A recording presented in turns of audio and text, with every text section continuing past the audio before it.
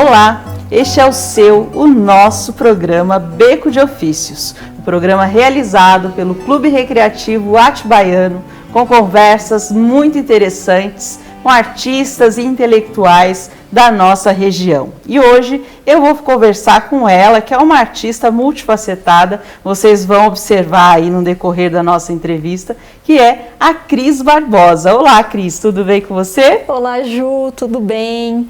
Muito obrigada pelo convite, é um prazer estar aqui conversando com você. Que bacana, a alegria é toda minha. Cris, o que é? Eu fiquei imaginando assim a sua trajetória, você como cantora e mais recentemente você aparece com uma arte nova. O que seria então uma artista têxtil?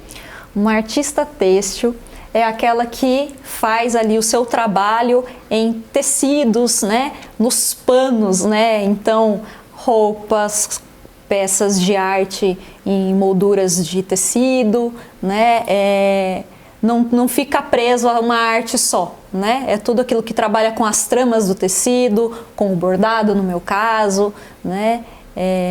Enfim, outra tecelãos, enfim, né? Tudo mais que envolve o tecer, o tecido têxtil. Nossa, que bacana! Eu penso muito na coisa, até me vem na ideia a coisa da poesia do Manuel de Barros, onde ele fala sobre a artesania, esse conceito de artesania, e a gente pensar quais as diferenças então que teriam aí entre arte e artesanato. Como que fica isso para você, assim? Para mim, Ju, é uma coisa bem clara. Desde que eu comecei a trabalhar com a arte, né, ou o artesanato, né, como chamam, uma coisa ficou bem clara.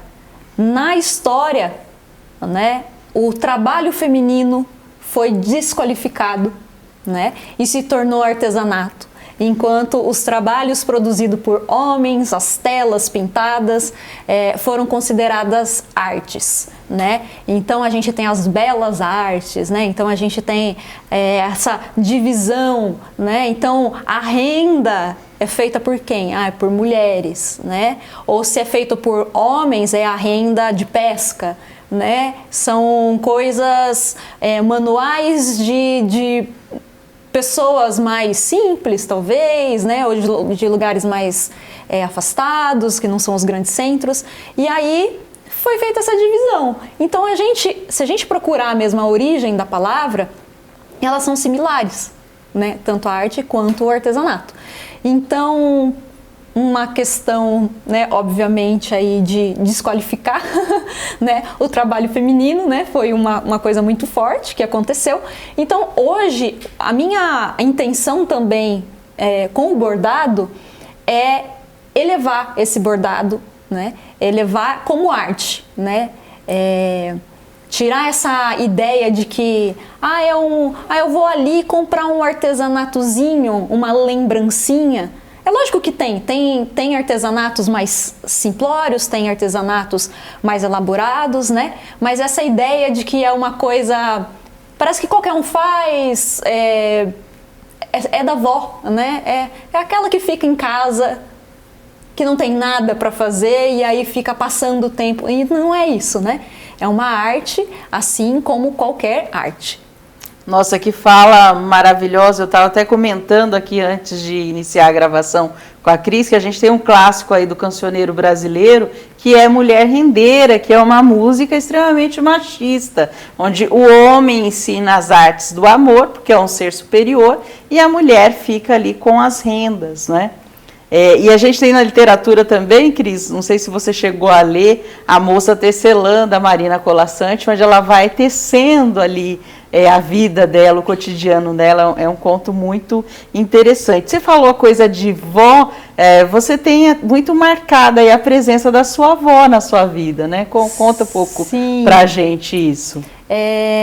A arte do bordar eu aprendi com a minha avó e com a minha mãe, né? A minha avó, lá nascida em 33, ela já é falecida, né? Mas então ali nos anos 50, mais ou menos, né? Ela, depois de casada, e aí nasceram as filhas, né? E o meu avô saía para trabalhar, ele era construtor, né? E a minha avó ficava em casa fazendo roupas. Então ela costurava, fazia roupas. Ela era uma mulher de Atibaia também, nascida em Atibaia. Toda a minha família é nascida em Atibaia, né? E aí ela fazia as roupas para a esposa do prefeito, terno para o prefeito. Ela fazia roupas para as pessoas de alta classe da cidade. E aí ela sustentava a casa com o trabalho dela de costura, né? E a arte de bordar, ela fazia tricô, fazia crochê. Minha avó era, assim, extremamente autodidata, e eu acho que eu puxei isso muito também do círculo familiar ali. E ela olhava as coisas, então ela pegava uma roupa, ela olhava o avesso, ela pegava uma toalhinha de mesa, ela olhava o avesso, e ela chegava em casa e ela fazia, ela reproduzia.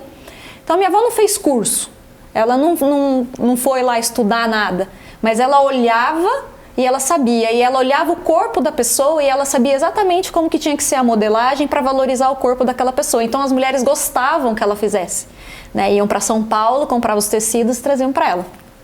E quando eu era criança, a minha avó já não trabalhava mais, né, para fora, mas ela fazia tudo pra gente. Então, avó, eu quero uma roupa assim, assim, assada. Ela ia lá e fazia, né?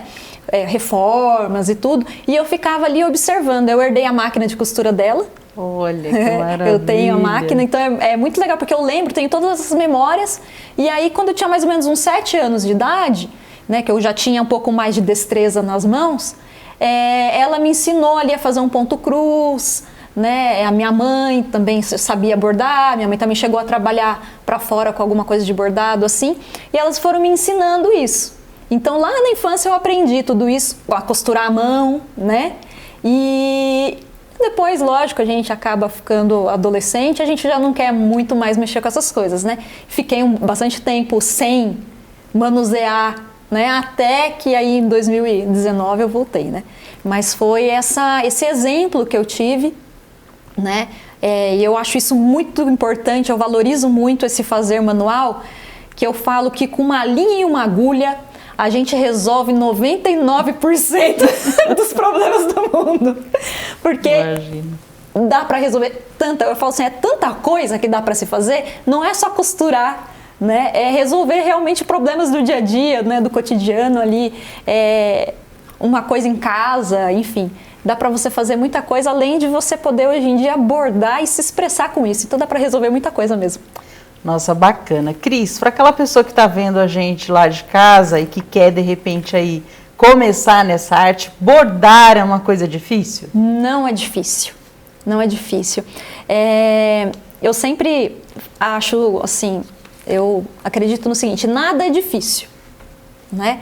Desde que você tenha uma afinidade com aquilo, que não precisa ser necessariamente uma afinidade manual, né? As pessoas me perguntam muito sobre cantar também. Cantar é fácil? Eu acho que eu nunca vou conseguir cantar. E tudo é uma questão de afinidade. Se é algo que você gosta, se é algo que você admira e você se interessa, você pode aprender, né? Então talvez sim seja um pouco mais difícil para umas pessoas do que para outras, né? Mas também qual é o objetivo que você tem com aquilo, né? Eu tive uma aluna de bordado, Ju, uma graça, e ela tem 50 e poucos anos, né? E ela chegou pra mim e falou, Cris, eu não sei se eu quero fazer só uma aula experimental, porque eu não sei se eu vou conseguir, porque eu nunca preguei nenhum botão, né? E aí quando eu comecei a passar para ela os pontos mais simples, e aí ela começou a realizar e ver que ela podia fazer, nossa, aquilo transformou ela tanto, que eu falei para ela, olha, vamos fazer um exercício visual, depois de um tempo que a gente já estava fazendo as aulas. Pega uma paisagem lá no quintal da sua casa, desenha num papel, do jeito que você acha que é. E depois tenta reproduzir isso. E ela fez coisas maravilhosas. E aí ela ficava assim, mas Cris, o ponto não tá perfeito, olha, o ponto não tá igual ao seu. E o que é perfeito? O que é? O seu é o certo? Não, né? O bordado é uma expressão, né? Assim como as outras artes, a pintura, enfim, é uma expressão. Você se expressa de várias formas, né? Então não tem o ponto certo, o ponto perfeito, é aquilo que é bonito para você, aquilo que você consegue se expressar. Mostrando para vocês, gente, agora, olha os trabalhos que essa moça faz. Esse cachorro tem um histórico, né? Tem uma história por trás. É seu esse cachorro, né? É cachorra, é a Jeep. Jeep, o nome dela na verdade é olha, Jeepirona. Maravilha. Jeepirona. Olha só. Do remédio mesmo. A Jeep, ela foi adotada por mim, pelo Flávio, né, em 2018. Ela foi abandonada no posto de saúde aqui da cidade. Nossa. E aí o pessoal do posto de saúde colocou o nome dela de Jeepirona. E aí ela já estava com 1 ano quando ela veio pra gente. Eu não quis trocar o nome, né? A gente deixou. Ela respondia por ele já. Olha a expressão, o olhar, né, que você traz, né? Eu acho que não tem aqui só o trabalho com linhas, tem um trabalho com alma que vai muito além, né? Coisa linda. Eu, em todos os trabalhos, Ju, que eu faço, que hoje em dia são aí 95% os bordados de animais, né, de pets, eu procuro transmitir o que a gente enxerga no animal além da foto. Então, eu geralmente pergunto para as pessoas a história, né, do animal, e o que é mais legal para mim desse trabalho é justamente isso, são as histórias, né? Porque eu não tô bordando simplesmente eu podia pegar da internet e bordar, né? Sim. E vender para alguém que acha bonito, mas não é essa a intenção. A intenção é você eternizar ali, né, um animal que fez parte da sua família, que é um ser muito especial, né? E eu sou apaixonada por animais, então eu me identifico muito, né, com as histórias e... Olha o ar de contemplação desse olhar do passarinho, né? Parece que ele está ali contemplando a natureza. E esse outro cachorro também, né? É minha outra cachorra também, minha Biri. Biri. A Biri tem... os nomes dos meus animais são sempre nomes engraçados. Que ótimo! É Biritinha o nome dela. Maravilha. Nossa, que trabalho lindo, que trabalho expressivo, não só pela arte, mas também por toda esse envolvimento, não é, com as coisas, com as pessoas que você tem, Cris. E para falar que a Cris é uma artista muito multifacetada, e a gente vai falar um pouco sobre o canto também, que eu acho que é algo muito importante na sua vida. Você canta faz tempo. Eu estava até contando para eles que eu tive a felicidade de poder dirigir a Cris e o Flávio, o companheiro dela, num show.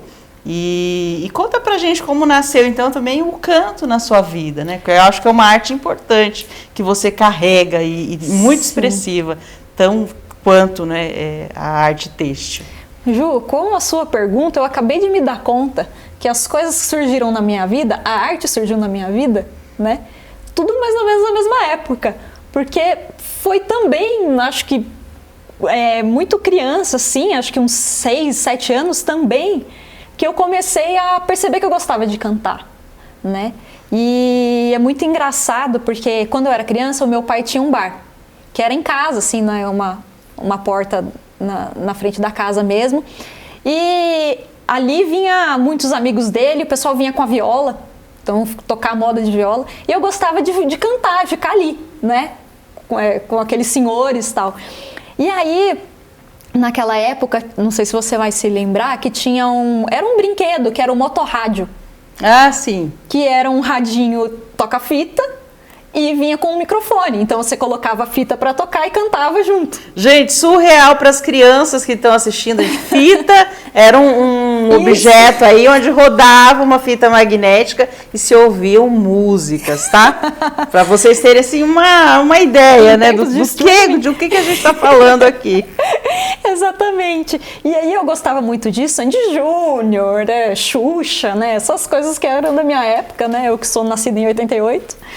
E aí eu cantava e eu ficava no bar cantando, né? E aí tinham amigos do meu pai que me encontravam na rua até pouco tempo atrás e falavam, a cantora, né? E isso foi crescendo comigo, eu sempre gostei de cantar, mas eu nunca tinha desenvolvido nada profissionalmente, nunca tinha ido estudar, nada disso. Não tive muitas oportunidades também, condições financeiras na época. E eu fui começar a estudar música quando eu tinha mais ou menos 16, 17 anos, porque daí eu já trabalhava. E aí eu comecei a pagar o meu curso de canto, né? E aí eu vim estudar numa escola aqui de Atibaia mesmo, né? Comecei a fazer aquela aula de canto básica tal, e fazer algumas apresentações. Nossa, eu era muito tímida, então ficava tremendo no palco tal. E com isso o tempo foi passando, depois eu cheguei a cantar um tempo na igreja também, igreja católica, cantei bastante e tal. Fui me desenvolvendo mais, né? Na época que eu estava estudando mais o canto foi quando eu conheci o Flávio, porque a gente estudou na mesma escola de música aqui da cidade também, ele era professor, eu fiz um curso lá para ser professora também. E só aí que eu comecei a desenvolver realmente profissionalmente, né? Eu tinha uma dificuldade, que era, eu sempre gostei, desde adolescente, muito de MPB e bossa nova, né? E não era muito a vibe dos meus amigos, assim, né? O pessoal gostava de cantar rock, né? Música internacional, eu nunca fui muito da música internacional. Então, eu não tinha quem tocasse comigo. E eu não era instrumentista, né? Aliás, só uma parte aqui, a essência da Cris, né, é toda a bossa nova, né? Você é a bossa nova em pessoa. Quando a gente vê cantando Tom Jobim, a gente logo percebe isso, né? Essa coisa da bossa nova em você. É uma coisa que sempre me chamou a atenção, que eu acho que também é uma coisa que carrega em mim desde criança também.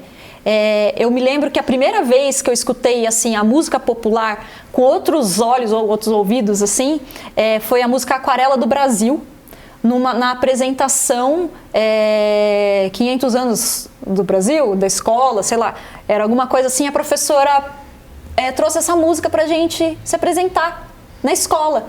E quando eu escutei, eu comecei a cantar aquilo, treinar em casa, eu me apaixonei pela música e por eu cantando a música, sabe? Quando você fala assim, nossa, mas eu gostei muito de cantar essa música.